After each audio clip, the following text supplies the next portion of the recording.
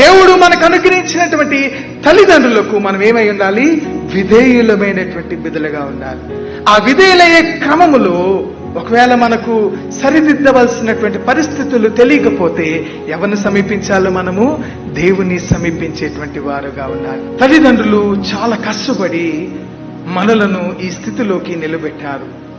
ఈరోజు మధ్య మనం మంచి ఉద్యోగం చేసుకుంటున్నాం, మంచి స్థితిలో ఉన్నామంటే అది మన జ్ఞానము, మన బలము, మన ఆలోచన కాదు. మన తల్లిదండ్రులు మనకిచ్చినటువంటి పుష్యం, ఆ నడిపింపు, ఆ యొక్క కృప ఎప్పుడు మనం మర్చిపోకూడదు. దేవుడు మనలను ఒక కుటుంబ వ్యవస్థగా దేవుడు ఆశీర్వదించాడు. ఆ వ్యవస్థలో మన తల్లిదండ్రులకు మనము విధేయత కలిగిన వారమై ఉండాలి, సన్మానించే వారముగా ఉండాలి, కనపరిచేటువంటి వారముగా ఉండాలి. ఆ బాధ్యతను తల్లిదండ్రులు మర్చిపోతున్నారు, బిడ్డలు మర్చిపోతున్నారు, కుటుంబ వ్యవస్థ మర్చిపోతున్నది. ఆ కుటుంబ వ్యవస్థను మరలా తిరిగి గాడిలోనికి తీసుకురావాలని ప్రభు ప్రయత్నం చేస్తున్నాడు.